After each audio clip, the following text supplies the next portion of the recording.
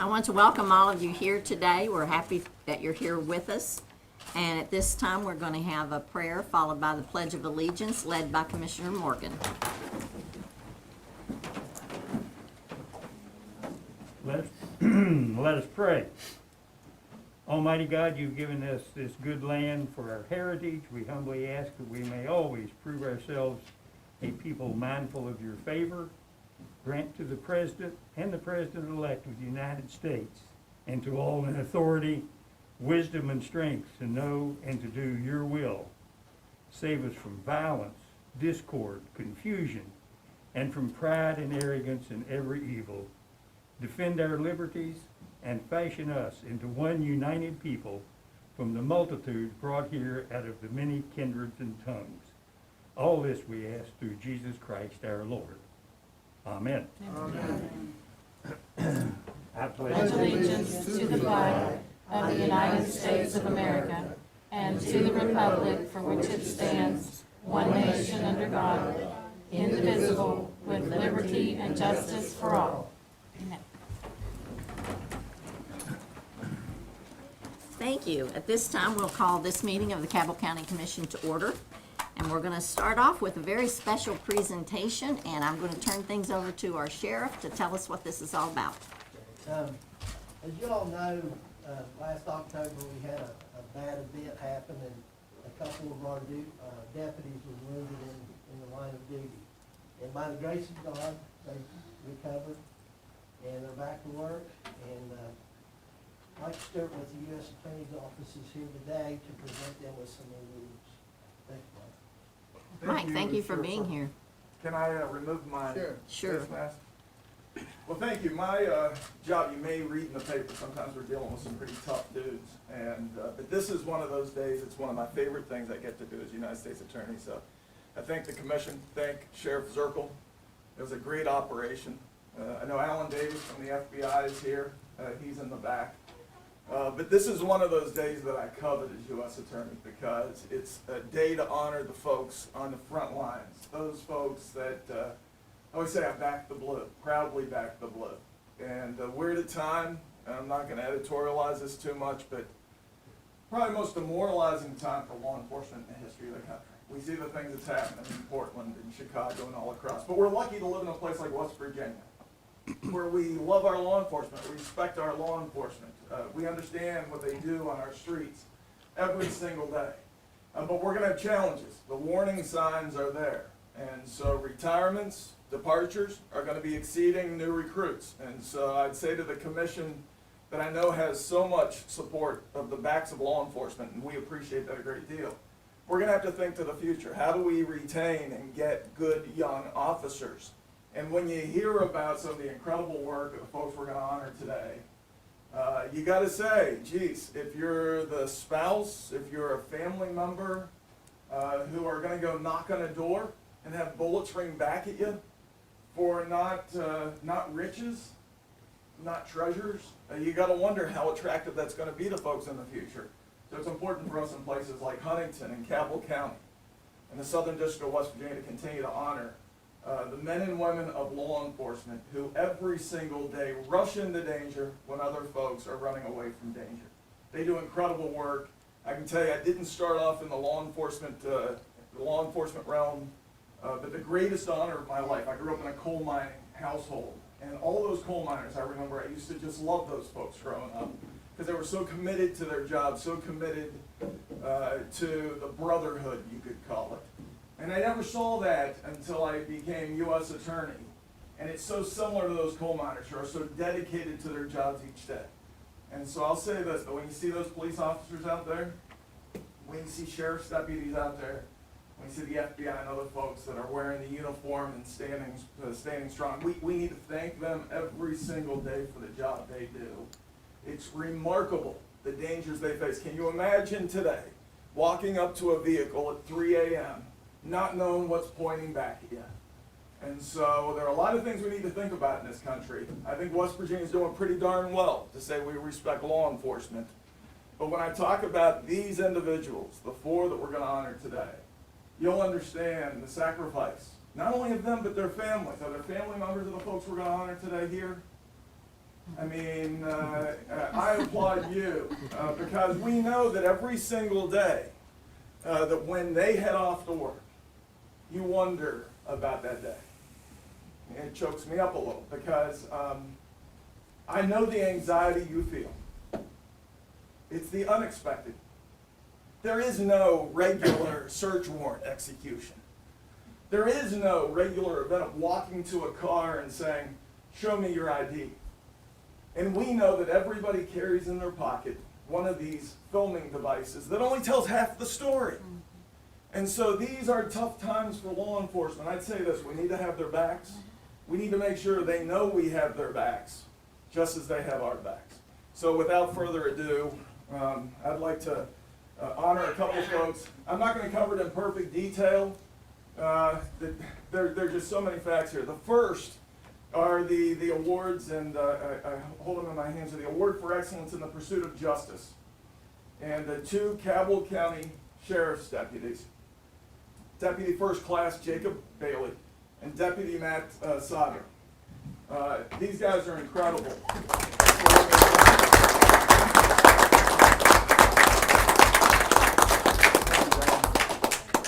But I say Operation Border Ice, it was a big deal, a big investigation. Began in January 2017, and if I chop the details, feel free to jump in here. But this was a long-term investigation. Took a lot of work on the part of the agents, and we had the FBI involved, and Alan Davis here in Huntington, and United States Postal Service, and the West Virginia State Police. Often these investigations are partnerships amongst our team.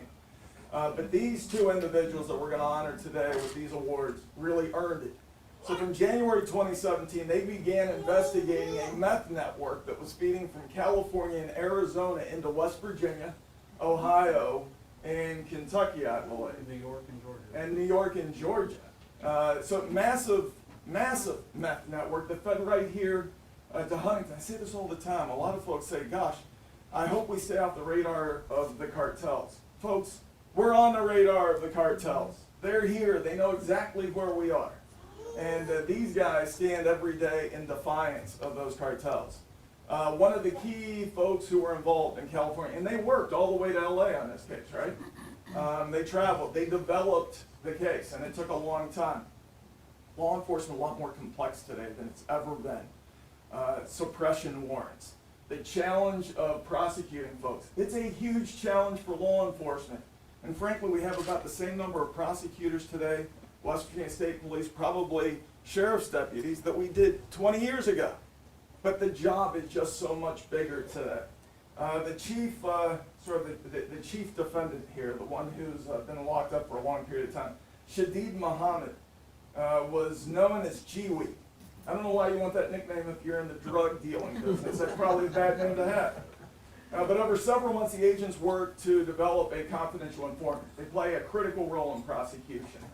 And a number of the folks involved, I can't remember these names, I remember them well from the prosecutions, Carl Lammer, Marquise Edward Henderson, and others who were distributing. So Shadid Muhammad was providing the drugs from California, using the U.S. Postal Service to bring these things in primarily to Huntington, where they'd go to other locations. These other folks were actually distributing the drugs, and so it took a confidential informant. A lot of work to get to the bottom of that case, and a lot of great work. As a result of this investigation, in this particular case, 13 pounds of meth were taken off the streets, but we know it was probably hundreds of pounds of meth that was feeding in to the greater Huntington, Cabell County, Southern District of West Virginia. A tremendous amount of pain and suffering, and I call it chaos for our community that has to deal with this on a regular basis. All of the defendants in the investigation, I think this is interesting. We hear about the Bloods and the Crips. These folks were all members of the Campanella Park Piru Bloods, a member of the Bloods. Not exactly the guys you see at the donut store in the morning that you know you're going to have trouble with in the afternoon. These guys are trigger pullers, and these are the folks who mean harm to our law enforcement and mean trouble on our streets. Just a couple other points here I want to make. Massive amounts of methamphetamine at the end of the day. The prosecution resulted in multiple individuals being prosecuted, some for almost as many as 20 years, some for as little as 4 years, but a number of arrests the streets in Huntington and Cabot County are far safer today as a result of the work these individuals did. I want to thank the Cabot County Sheriff's Department, the FBI, the U.S. Postal Inspection Service, the West Virginia State Police, the Huntington Task Force for their work in this matter. And without further ado, I want to honor and join me in honoring Deputy First Class Jacob Bailey and Deputy Matt Siegel. I'm sorry.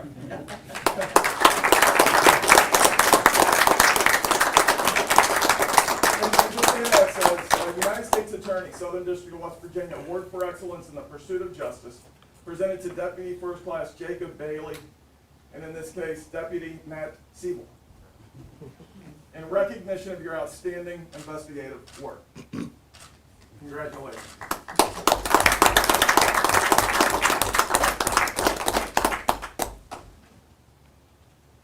Excellent work.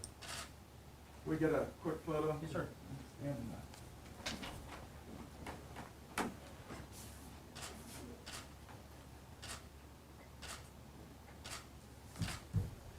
Thank you all. Thank you.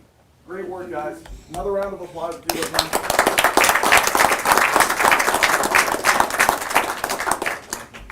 This next one got a lot of attention in Huntington, and I'm a person of faith. I know that most of us here are people of faith, and I can say God works in mysterious ways, and sometimes we don't always understand, but I will say that God was blessing these two individuals on that particular day, and they are with us today by the grace of God. Their work is not done. Their family's work is not done. And so it's a distinct honor to be able to talk about these two individuals who were part of the team, part of Chief Zirkle's, or Sheriff Zirkle's team, who often we work with and does such a great job. Thank you. Just been reelected. Yeah, thanks. Yeah, so I'm not allowed to endorse him after he's been elected, I hear, and so he does a great job. But I say these two individuals, there was a shooting at the Yona Fire Department, and it was shot up by somebody. Pinkerton II, Michael Pinkerton II, I think is his name. It became aware that they thought there was a stolen firearm involved. So they went and got a search warrant for Michael Pinkerton II. And they went to his home, like you would on any search warrant, not having any idea that there would be trouble at that scene. And when they knocked on that door and that door opened, the father of Michael Pinkerton II barricaded that door shut long enough for Michael Pinkerton to get himself that firearm, and he started shooting. These guys, I want to make sure I get this exactly right. Corporal James Johnston was shot twice in the back, I believe. Once in the back. And I got to tell you that if there's any better evidence of the importance of protective devices for our law enforcement, this is the model case. Anybody who tells me that our law enforcement doesn't need every tool that we can possibly afford to protect these individuals, I'm going to debate you fiercely. They needed these protective devices, and absent those bulletproof vests, would you be here today? No, no, it's tragic. Cremines, Detective Jared Cremines, was shot once through the hand, in the shoulder, I think shot twice in the chest, and had a bullet literally graze his head, and you could see the mark of that bullet. And again, shot in the other hand. And so, is that the mark right there? No, I don't want to. Just the Yeah. bad part. I gotta tell you, these guys, I do say a prayer for you guys. We were this close. That was a tragedy. We were this close to a tragedy that would have lived with us for generations. I know that your families could not be more happy. I know that we could not be more happy. And I don't like giving these awards, but you guys, above and beyond the call of duty, what you did, how you conducted yourselves, how you took care of each other, the brotherhood, I could not be more proud to present to each of you Deputy James Johnston, Cabot County Sheriff's Office, in recognition of your courageous actions in the line of duty, U.S. Attorney Mike Sturr, Southern District, West Virginia, 2020. The U.S. Attorney Award for Valor. Congratulations. Very much.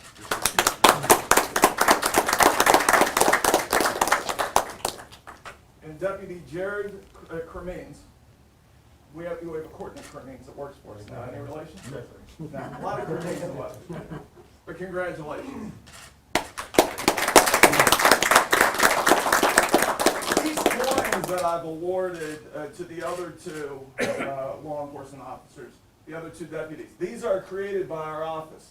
And I gotta tell you, it's the federal government. We protect these so well. Not even the U.S. Attorney has one. We keep them on lock and key. It takes a lot to earn one of these. And so when we present these, honor this thing. It goes with your award. Thank you very much.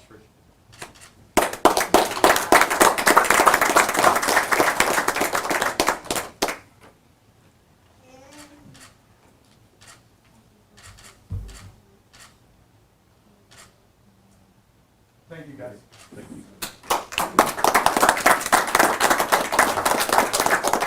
Again, I want to thank the commission for your support for law enforcement. It's so critical, and it couldn't be done without their support. And Sheriff Zirkle, who it's been a great privilege to work with, and the entire team here in Huntington and Cabell County. So thank you very, very much. Thank you. Thank you.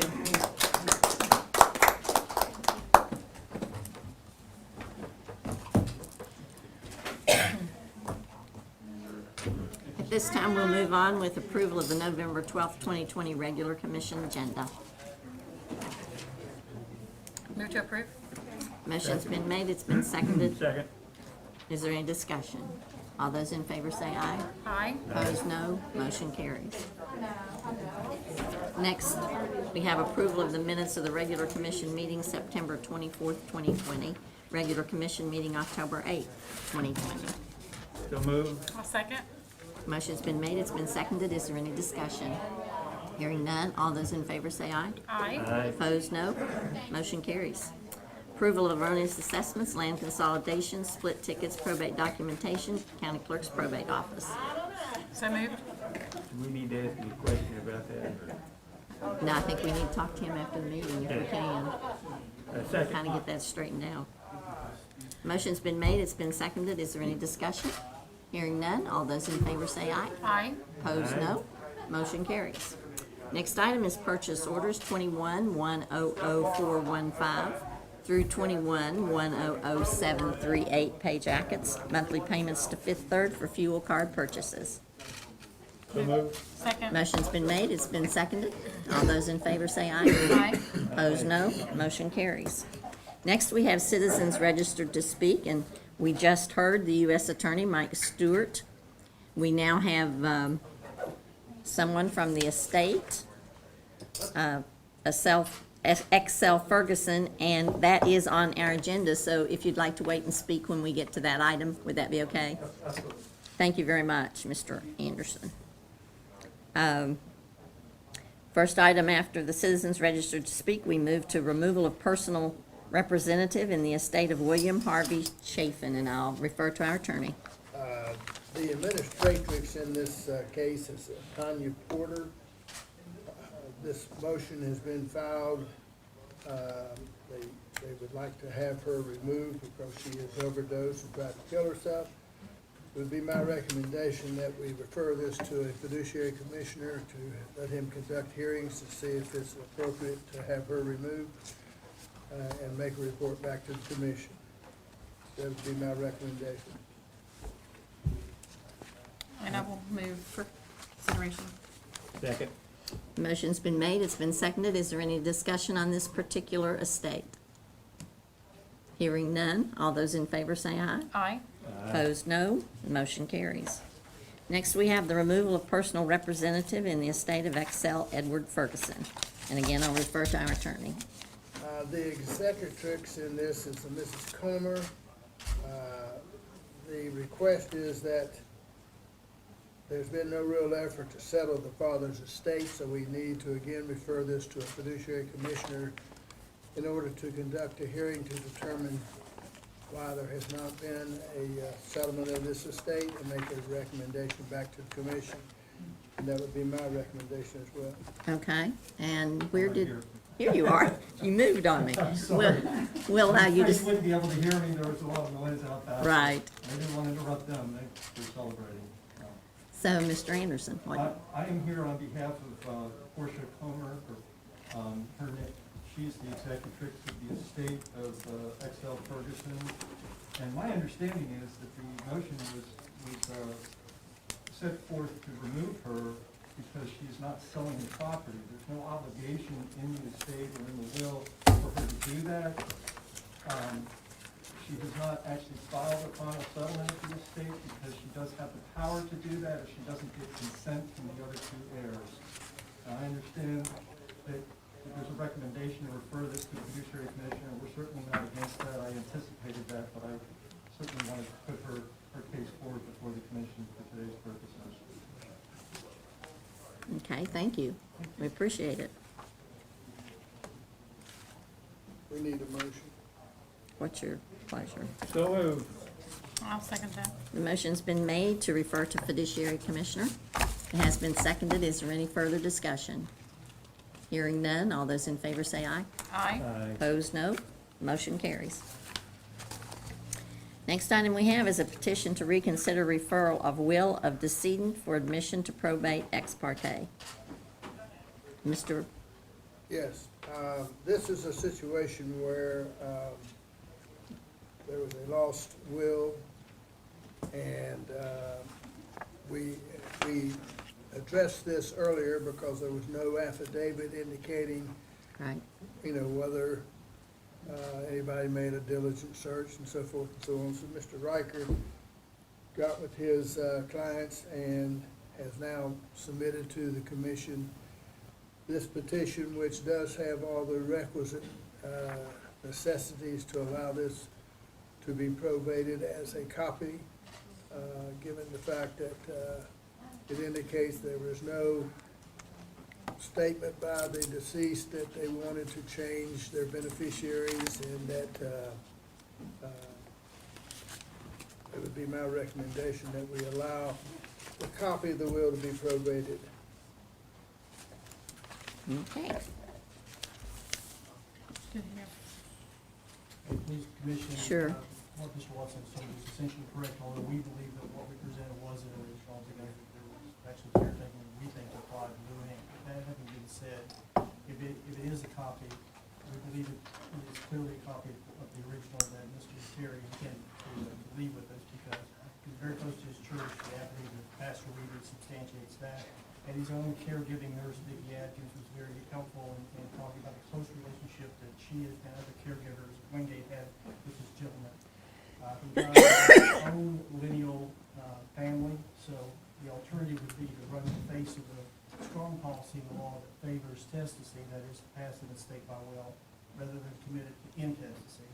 In this case, it might end up just as unclaimed property, which would be tragic and contrary to his wishes. So Mr. Watson has laid this out carefully for you, I think, and we ask that you reconsider. I wasn't here on the 24th, but I'm happy to help bring a hopefully a successful conclusion to it, and we hope you would approve its candidacy for admission to probate below. Thank you. So moved. The motion's been made, Second. has been seconded. Is there any discussion?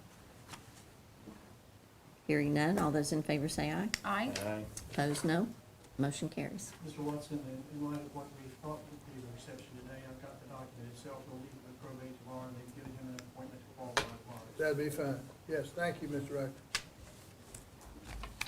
Next, we have a resolution for reclassification of Brian Edward Ash as a full-time EMT, Mariah Handley as a per diem EMT, and Matthew Parham as a per diem EMT, and also for the employment of Justin Michael Birchfield, full-time paramedic, and Adrian Alexandru Monroe as a full-time paramedic. So moved. Second. Motion's been made, it's been seconded. Is there any discussion? Hearing none, all those in favor say aye. Aye. Opposed, no. Motion carries. Next item would be Special Funds Budget Revision Number 2 for CCEMS. You have that before you. Steve, did you have anything you wanted to say? Is that CARES? Yeah, it's Here's mine. primarily CARES Act reimbursement, and also reimbursement to DHR for COVID testing. We're paying those employees overtime to do that, so we want to reimburse the equipment and supply for PPE and for salaries for those tests. Okay, thank you.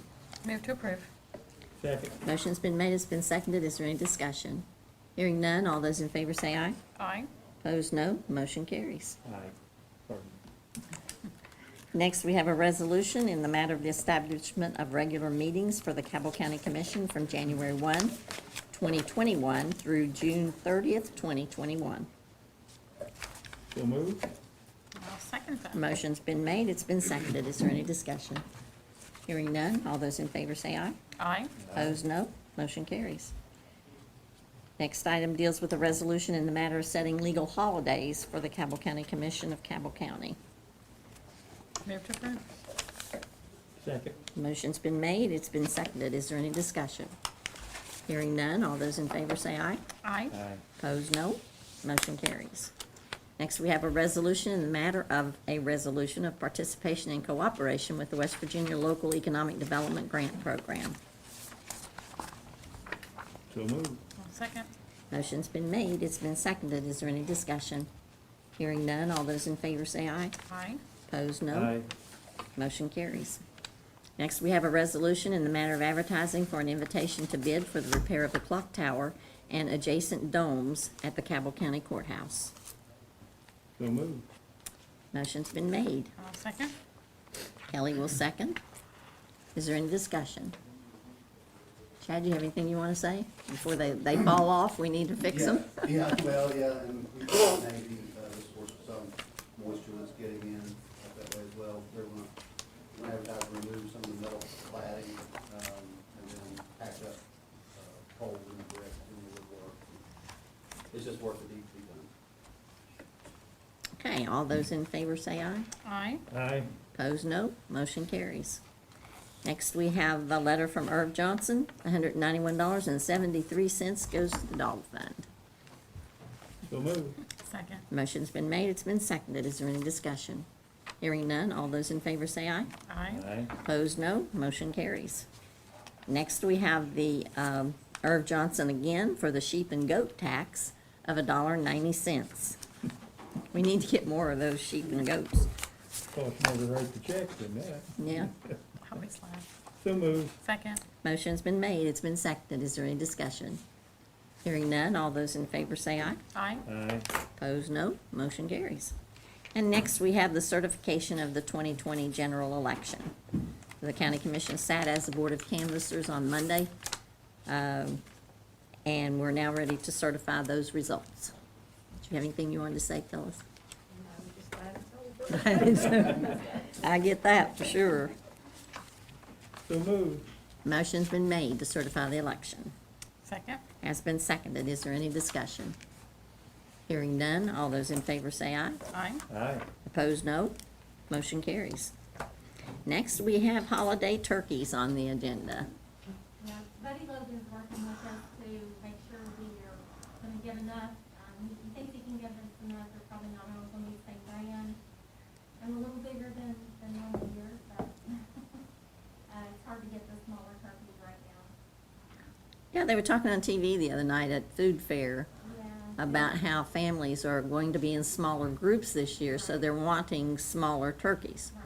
and they're very hard to come by. He's saying he can probably get us like 14, 16 pound range, Okay, but they're all gonna be, a mix of brands, so. okay, Okay. thank you. So moved. Motion's been made to buy turkeys. Second. Has been seconded. Is there any discussion? Hearing none, all those in favor say aye. Aye. Aye. Opposed, no. Motion carries. Next item on our agenda is to go into executive session to discuss the opioid litigation.